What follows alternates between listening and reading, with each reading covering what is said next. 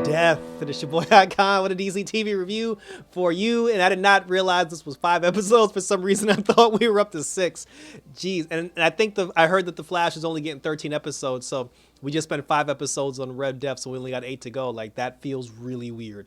But in this particular episode, we get to say goodbye because I was also told that in the final season of The Flash that different shows, the shows that got canceled or the shows that are no longer around, a lot of them are going to make appearances during the course of this final season for The Flash, which is kind of like a backdoor way to say goodbye to some of the shows who didn't have a chance to have a legitimate ending or whatever. So in this particular one, we actually had a chance to say, I guess to say like a proper goodbye to Batwoman. So now in this, more on that later. So the episode starts, like in the last episode, like they had just quote unquote killed Chillblaine, and I said he wasn't dead because, no body, no death. And then, they go back to Star Labs and they're trying to figure out, what they're supposed to do and, like what's the next steps and everything. They end up using Cecile to try to find the Red Death's location. She is currently occupying the CCPD and she takes over. She actually has Kramer tied up to a desk somewhere. I forget about Kramer sometimes because of her contribution. And I actually did forget that Kramer was a meta for like 10 seconds because then when there was a standoff between Kramer and the Red Death and the Rogues, she actually tried to use her mimic powers because I forgot that she's a meta mimic and it didn't, I don't know what she was trying to do. Her eyes glowed. I don't know if she was trying to like copy the power. I don't know how her power works as far as like how long it takes to activate. All it was, her eyes just started glowing. And then that's when Batwoman was like, Red Death was like, oh, you're a mimic. And I'm just like, why is it taking this woman so long to do whatever it is she was planning on doing? Then they slapped the meta cuffs on her and then they tie her to the chair. So Team Flash gets Cecile and they use Cecile to use her, telepathic powers to try to locate the Red Death. She gets into Red Death's mind. And as soon as she got into Red Death's mind, and this was weird, but like more on the Grodd thing later, but I mean, well, let's just cut to this chase here. If Red Death was telepathically connected through Grodd, and she was using Grodd to have her master plan come to fruition, why did Cecile not detect Grodd when she was in her mind? So that was that. There was a few things in this episode that bothered me, but that was one of them. So anyway, Red Death, she knows that Cecile is trying to get into her head, and then she's just like, she's using the power of the mind to try. And I guess she was using Grodd's power to fight, because even then I was like, why is she able to fight Cecile for so long? This woman's like really strong, but she ended up like she ended up fighting Cecile, and she was able to show Cecile what she wanted Cecile to see, which was. Well, she got her location. Cecile found out that she was in CCPD, but then Red Death used her mind trickery to show Cecile that Mark was still alive and he was tied up somewhere in her hideout. So then, then the connection breaks, and then Cecile, like, she passes out. So then Barry ends up talking the Rogues, like his Rogues. He ends up talking them into going down to help, rescue Mark. They didn't want to do it. Then Keon said, she was like, well, if you don't do it, I will. And they was like, this girl ain't got no power. So they went down there and they went to go rescue Mark. They go to rescue Mark, and as soon as they rescue Mark, then everybody was like, yo, this shit was too easy. So it has to be a trap. And it was a trap. Red Death, like she said, she's like, I showed Cecile that image on purpose to lure you here. And then she sucked out what was left of Barry's speed, and then she was like, you're a loser, Flash, and it's all your fault, why your city's gonna burn. And then she used her mental telepathic powers to create these sentinels, and she put these Red Death sentinels all over the city they were killing people, they were murking people, they were trying to restore law and order. And then Barry was just like, why do you hate me so much? She said, your own heroic foolishness will be your own downfall. And he was like, what are you talking about? And then she snapped her fingers, and then he went off to Africa and he saw Grodd. Now here's the second thing in the episode that bothered me. So according to Red Death, Barry, so we remember the episode like 2-3 years ago when Grodd had Barry trapped in the cage, and then Grodd and Barry were off in the mind prison somewhere, and then he gave Grodd the Speed Force, the two of them combined, and then it was a Speed Force telepathic gorilla, and then they bust out of whatever mind prison that they were in. And I do remember Grodd saying he's going to go look for his gorillas. He's going to go try to find his tribe, and he's going to try to like restore the gorilla tribe. I don't remember Flash saying anything about helping him. This whole thing was based on, everybody was like, oh, you let Grodd down. He depended on you to help find his gorilla tribe, and you turned your back on him. You're no hero. And I'm just like, when did he agree? Because even then, because then later on, after he had a conversation with good old Joe, he said that, Joe was like, oh, you can inspire hope. And then he's like, you got to inspire the hope that that you once inspired Grodd to help him do the right thing. And the whole time I'm like, when did you actually abandon Grodd? Like, I don't remember you abandoning, like, there was no conversation where Grodd was like, Grodd will find Grodd's gorilla tribe and Flash will be with me every single step of the way as I make this. I don't remember Barry saying that. So to do the whole thing like, oh, like Barry turned your back, you know, his back on you, that whole thing was weird. So that Barry goes down to go talk to Grodd. He uses like the Nashville smoke. He goes and talks to Grodd, and then when he talks to Grodd, Grodd's just like, oh, you've abandoned me, Flash. And then Barry was just like, yeah, you're right, I did. And I'm like, how? I don't understand how, like, I legitimately don't understand that part. I do not remember Barry swearing his allegiance to help Grodd find these gorillas. Like, I don't remember that. And then Barry never denied it. It wasn't even like Barry said, you know I told you I'd help you, but things got a little busy. I got wrapped up and I'm sorry I didn't check in on you. Barry was just like, yeah, I let you down, my bad. And I'm like, wait. But then in true Flash fashion, he gave Grodd the hope speech, and then Grodd decided, he was like, fine, Flash, although you broke your promise before, Grodd will give you one more chance. And then after that, Barry returned to Central City, and Chester was like, yo, I feel telepathicness along with some Speed Force. And then Barry showed up. Red Death's connection to the Sentinels was broken, and then she started wigging out, and then Barry, like, he snatched up the Rogues, and like he put the Rogues somewhere, and then now Red Death and Barry Allen, they're in the city, and they about to have this big old Flash Red Death super speed fight, which was really dope. And I like how they did it. They even, like, one of the cool things about that was the Speed Force batarangs that Red Death was throwing. I thought that was dope. And then having Barry like block them with his like electrical shield, like his Speed Force shield. That was a nice fight scene. It was a nice chase, you know, throughout the city, you know, Red Death versus the Flash. And then after that, then there was a standoff, and then when Red Death was about to strike, then Barry's Rogues, they came back because they dipped on him at one point, because after Red Death basically had, you know, kicked their behinds after they tried to save Mark, then his Rogues basically left. They was like, yo, we going home. But they came back, and they came back to help the Flash. And then, you know, after that, then she knocked them down, then she knocked the Flash down, and then she was like, I'm gonna murder everybody, and then a batarang hit her in the chest. And then we got one of the coolest introduction entrances of all time, Ryan Wilder, the actual Batwoman. She came in and said, I really miss Batwoman. Like, I miss Sophie, I miss Mary, I miss Luke. Like, I miss me some Batwoman. Like, I need Batwoman to come back. But when she came swooping in with the and I was like, this is some cool ass shit. So, you know, and then we got the fight, because Ryan told evil Red Death Ryan, she was like, you ain't nothing but me on a bad hair day. The two of them got into it. They had a bat fight, and then after they had the bat fight, Barry took the suit off of her. You know, Ryan knocked her out, and then they had this whole conversation. You know, and then here's the third thing that bothered me in the episode. All right, not so much this particularly, but Ryan had said to Flash, he was just like, damn, this is my first time in Central City. Does it always get this crazy here? And then I was just like, what an odd thing to say. But maybe it's true. Maybe it was her first time in Central City. And then when we cut back, you know, to the next scene where they're in Star Labs, you know, Ryan was talking to everybody. She was actually having a conversation with everybody. And then again, here's the sequence of events that blew my mind. This is the third thing that blew my mind in this episode. They said that they have Red Death in Argus custody. Why is she in Argus custody? First and foremost, Cisco Ramon works for Argus.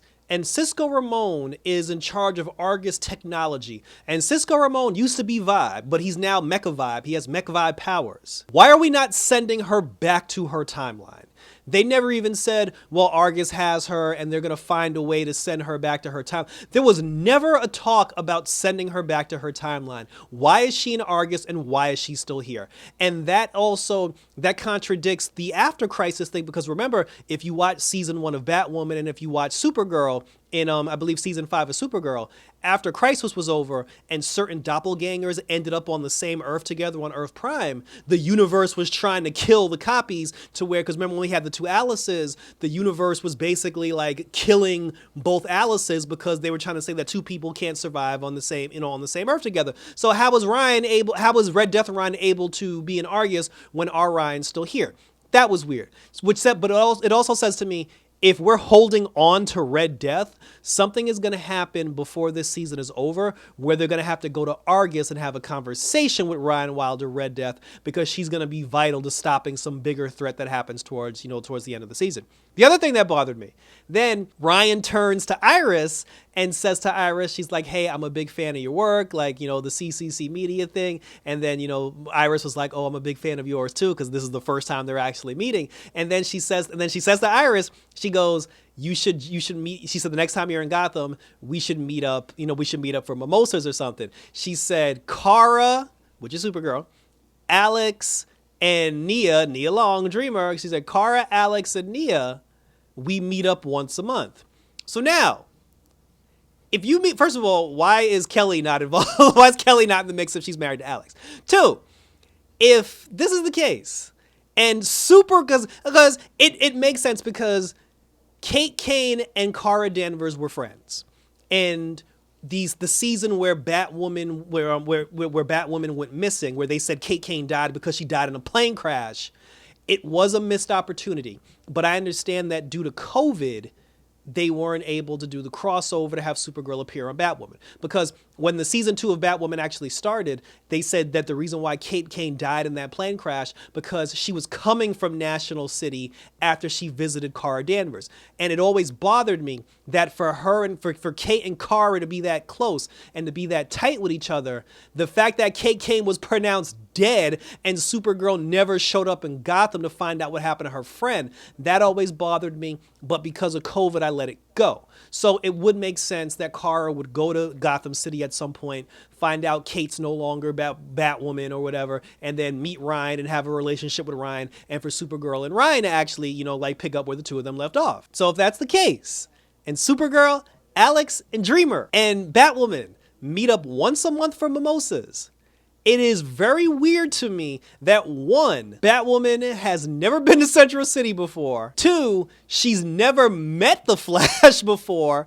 And 3, if Kate Kane Batwoman had a seat at the table, the Justice League table. Remember, there's a big old table in a warehouse. It got Superman, Supergirl, Martian Manhunter, Black Lightning, White Canary, Batwoman, and who the 7th person? I forget the 7th person. And there's a chair for Oliver Queen. I really forgot who the 7th person was. So anyway, like if it's supposed to be a superhero, it's supposed to be a Justice League, and there's a Justice League the Flash, and there's a Justice League table, and Batwoman is supposed to have a seat at the table, and you are having once a month mimosas with Supergirl. It is very obviously Supergirl told her about the Justice League and told her that, hey, listen, since you're Batwoman now, you're taking up Kate's mantle, and you now have a seat at the Justice League table. That conversation has to have taken place if Supergirl and Batwoman are meeting up once a month for mimosas. So if that's the case, and you're meeting up with the Justice League, if you're taking your seat at the table at the Justice League, how the hell did you not meet the Flash?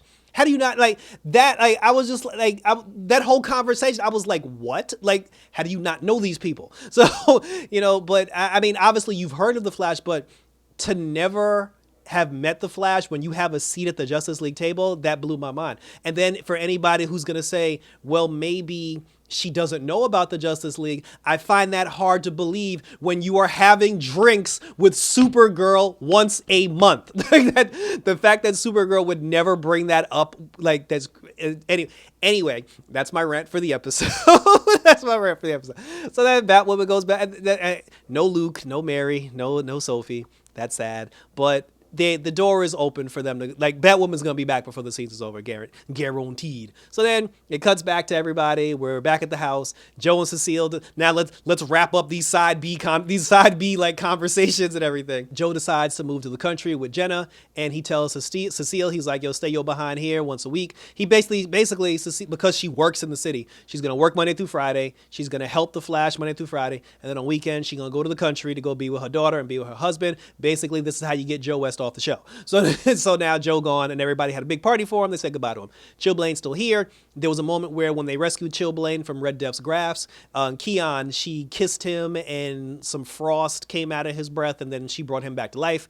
And then after they celebrated and they did a toast for Joe, Allegra and Chester finally kissed. Thank God. This slow death is finally over.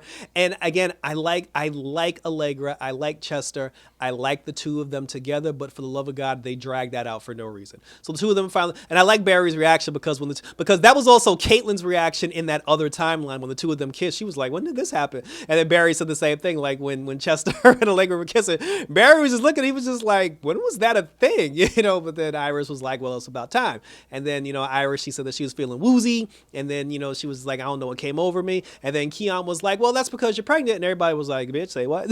So now Iris is finally pregnant. And apparently Keon has superpowers because if Keon can bring Chilblain back to life, and if she knows that Iris is pregnant, she has her superpower is going to be some spirit of the earth, Captain Planet Gaia type thing, to where she can feel the life forces of like people and plants and animal. They're going to do something to play off of the power that she had in the Sky High movie. Like, well, I see that shit coming because it's not going to be like a typical power. It's going to be like some spirit of the earth Gaia type shit. So she has powers now. They just don't know what they are. Iris, she about to have this baby, which means Nora is going to be 3 years younger than she is now. I don't know how they're going to explain that, which means Bart's probably going to be younger too.